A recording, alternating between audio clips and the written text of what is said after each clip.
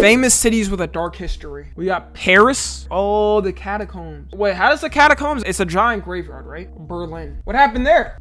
Nanjing, China. Oh my god, I know this. This is another thing, by the way, I was not taught in school. Did y'all learn about this in school? I learned about this through a fucking TikTok, bro, in 2020. This is exactly what I was talking about with the video we're talking about in college, bro. Like, they don't be teaching you shit like this, bro, in school. All right, let's go ahead and watch this. Cities are a lot like people. They have an aura, a vibe, and most importantly, a history. Just like people, typically the more famous a city is, the more crazy its history is. What the? And that's exactly what we're going to discuss. In this video, we're going to look at famous cities with scary and honestly crazy histories. Each history is going to be getting progressively darker, and for the sake of this video, we're only going to be focusing on one specific element from each city's history. Got it? Okay. Let's begin. Starting our journey with one of the most famous cities on this list, we have Paris, France. Now, if you I heard Paris is absolutely dog. Y'all know how it was people's dreams and stuff to visit Paris? I honestly was thinking of visiting it, and then people showed how Paris looks like, and I don't want to visit anymore. Like, they say the streets just smell like shit.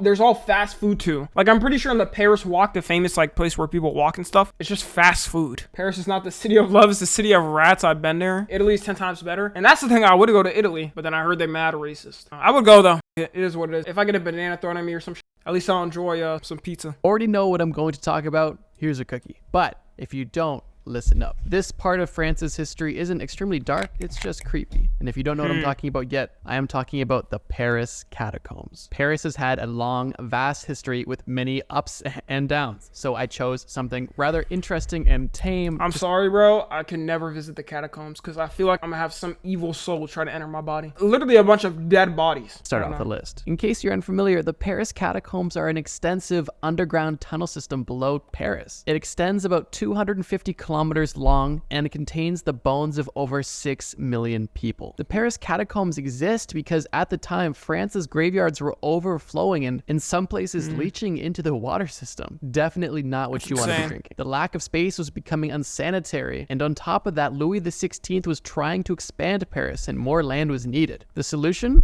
Well, why don't they fill up the quarries that are already under the city with the bones? And that's exactly what they did. And they began digging up graves and respectfully transporting them at night under black veil carriages from the graveyard into the catacombs. The bones were then structured and Did they have to do this? And also, imagine your family member being buried and they put them like this. They put their skull like this. Like they make it a design. Come on, man. Played in an artistic way and then shortly later opened to the public. Yeah. Imagine you dying and you become a decoration. That's literally what this is. You died and the government used you as a decoration. Hey guys, Tom NFG here. You know, only half of you guys are subscribed and even less of you guys have noties on. I hate to be a burden, but you know, I really appreciate it if you hit that sub button and the little bell next to it. You know, it doesn't take long. I know you can get mixed up in the algorithm and everything. But yeah, also tune into the streams. You know, we have a lot of fun over there. I'm telling you, we have a lot of parties going on over there. Yeah, that's it. Bye. Damn. There isn't a specific horrific cause for all of these 6 million dead people. For the most part, it is still just creepy to think about the huge mass grave that lies below one of the most famous and beloved cities in the world. I really wanted to add this example, one, because it was tame and it was a great start to the video, which, I mean, keep in mind this video gets gruesome pretty quickly, but also just because of the fact that you don't typically think about this when you think about a Paris trip. You think about eating a croissant, seeing the Eiffel Tower, I do need to try a croissant from Paris. 6 million bones below the city. Like, that typically isn't on the to-do list. Maybe it is for some, but it never was for me. So I thought I'd mention it because I feel like that is really unique to Paris. Moving on. Next up, and already exponentially higher on the darkness meter, we have Salem, Massachusetts, which is also the only entry on this list that is famous for its dark history. And unless you've been living underground with 6 million bones, then you would know that what I'm talking about is the Salem witch trials. The Salem witch trials were a series of hearings and prosecutions of people accused of witchcraft in colonial Massachusetts between February 1692 and May 1693. Only a short amount of time. But the amount of hysteria that... Am I tripping, or America wasn't even founded? Oh, it was when it was 13 colonies. Okay. Yeah, I was about to say, like, what the hell? Am I tripping? I did not know that. Took place within this amount of time is shocking. Witch trials and witch accusations have been a long-lasting occurrence across Europe for long before Salem even existed. By the time that the Salem witch trials happened, it was basically faded out across most of Europe and only existed on America and the fringes of Europe. The entire situation began when two young girls began acting peculiar. They began screaming, throwing things, uttering strange sounds, and contorting themselves. A local doctor visited them. Watch it be them. They were just like a little sick or something, or they were just mentally ill. And they Was unable they didn't know that. They were like, hang him. to explain their symptoms in a medical sense. And his Bro, what did the doctor do back then? Huh? Knock their kneecap with a wood hammer? You know that nigga didn't do shit. only logical explanation was witchcraft. The afflicted girls accused 3 women of bewitching them. These accusations are believed to stem from social prejudice. The accusations spread quickly and fueled the existence of local rivalries, Imagine Salem witch trials today.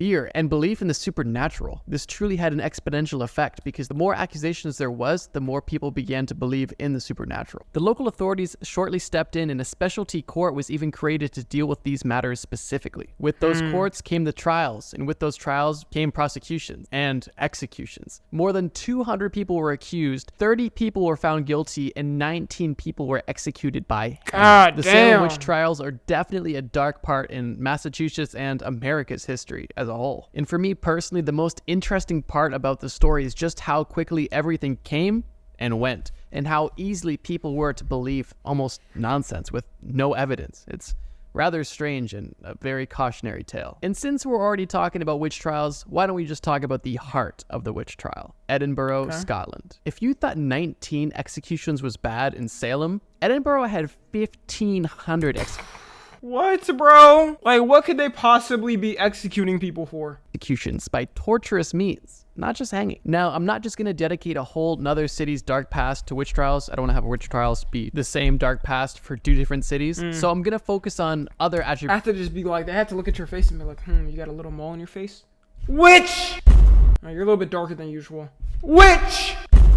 That contribute to the dark past of Edinburgh. Attributes such as the old town being less than 1 square mile, but housing over 60,000 people. This tiny, cramped situation caused very poor living situations. And the reason they chose to live like this is because they were protected within the town's walls from the English. Because of this, a lot of the lower end of society chose to live in tunnels. These were abandoned tunnels that were originally built for business storage that were abandoned because they were too damp. People literally lived and died. Nah, imagine having to live here, bro. Imagine at nighttime. Actually, wait, what am I saying? It's a cave. It's always dark. And back then, dude, they had like those little shitty ass torches they had to walk around with and stuff.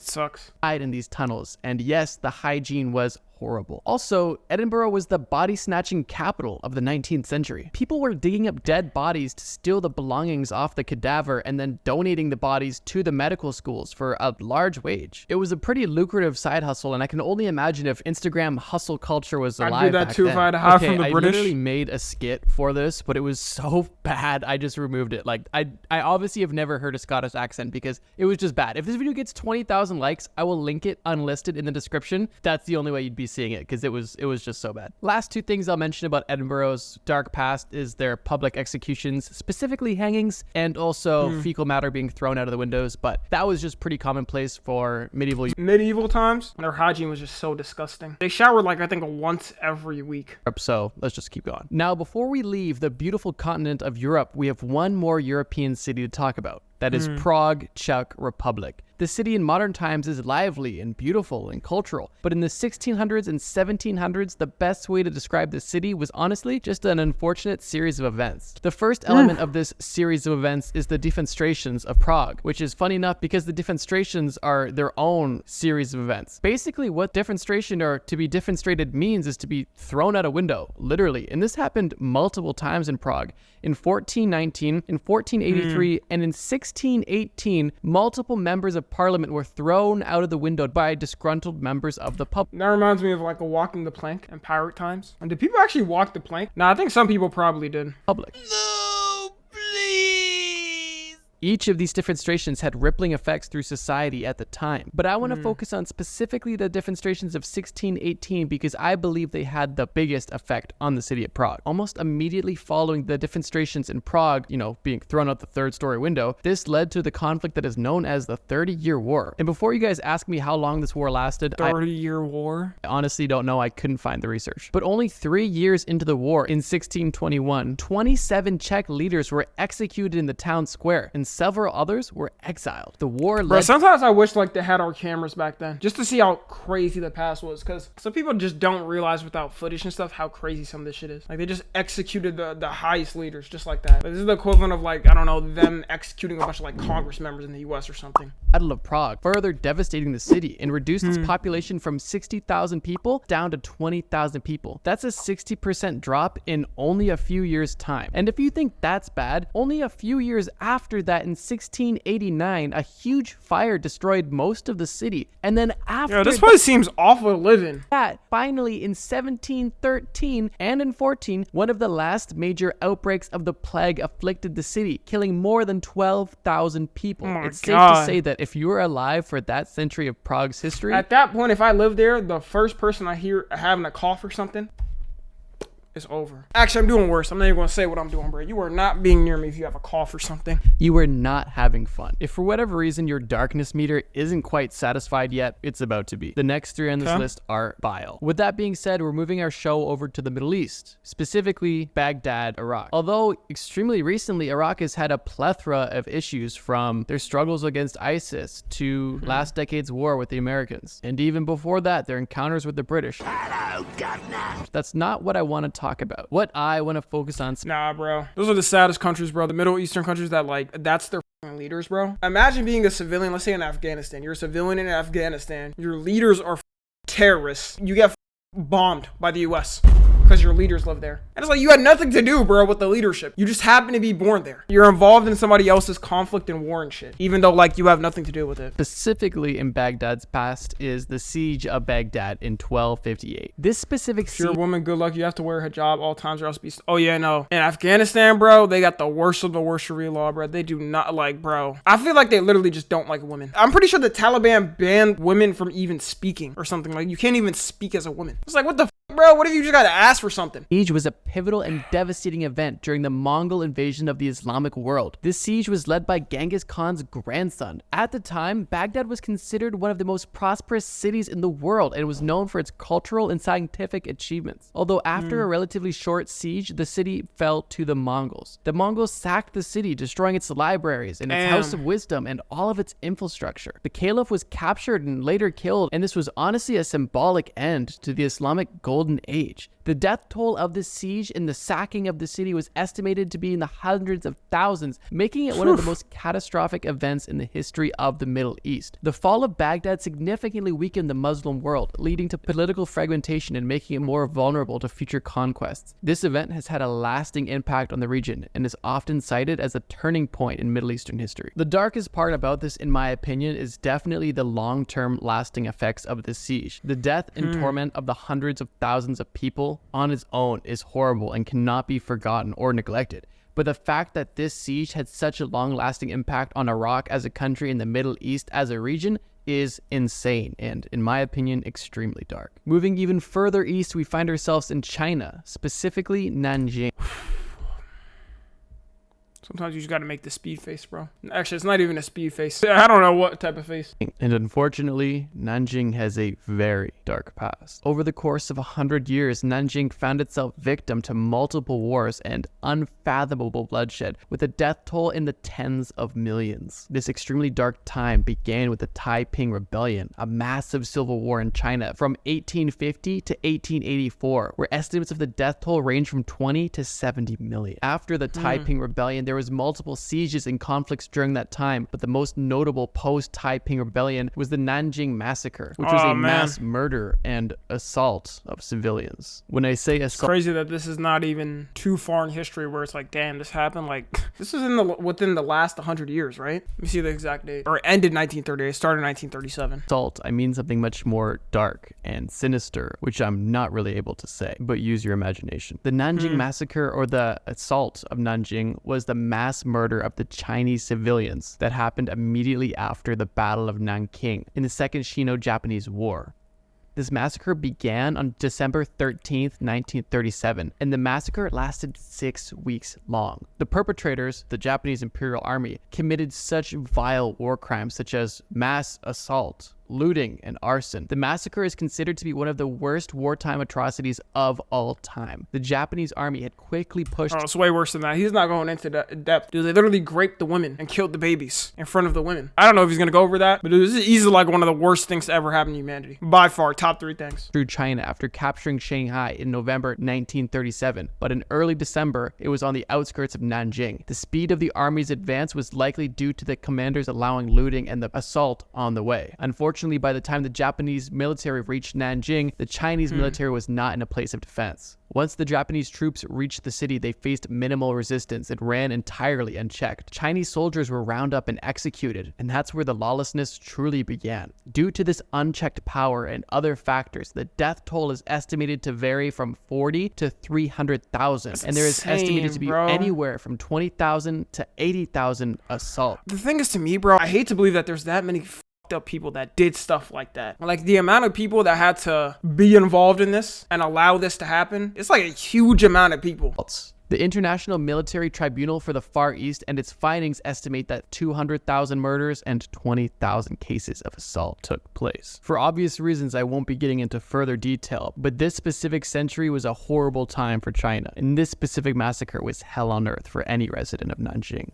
Our final entry on the list brings us back to Europe, specifically Russia. Where? St. Petersburg, or as it was formerly known as, Leningrad. If their leaders made them do this, I don't care about that. Dude, that's the equivalent of, like, imagine a war starts with the world, let's say in the US in the World War III, you get drafted as a soldier, and they're like, all right, kill a bunch of these innocent people. I'm gonna be like, bro, I'm out this shit. I don't care, bro. I don't care if they executed me. I would die knowing my morals is with me, bro. Like, why would I be doing those up acts just to stay alive and in the government's grace? I don't care, bro. The same thing happened with the Nazi soldiers. What, bro? There's probably some of them like, damn, I'm about to die, bro, if I don't execute a bunch of these civilians. Bro, that's the thing about, you gotta be the stronger man, bro. You gotta be a stronger man and stand up. And if you die, bro, like that, you could just at least die knowing, you know, you stood in your morals and you didn't kill a bunch of innocent people just because the government told you. US also may have done that in Vietnam War. No, I don't think the US did that. Like, the US with the Vietnam War, they would just arrest people. They wouldn't execute them. Like, imperialist Japan and stuff, they would not give a fuck. They'd probably just execute your ass or, like, do some shit like that if you didn't do what they said. If you're familiar with World War II, you know it's coming. If you don't, buckle up. The Battle of Leningrad, or the Siege of Leningrad, was a prolonged military blockade undertaken by the Axis powers against the Soviet Union. Germany's army advanced from the south, while Germany's allies, the Finnish army, invaded from the north. Both groups created a ring around the city, cutting off all supplies. This barricade lasted for 872 days and became the longest and most destructive sieges in all of history. An estimated 1.5 million people died as a result of this siege. And at the time, it was not classified as a war crime, although in the 21st century, some historians...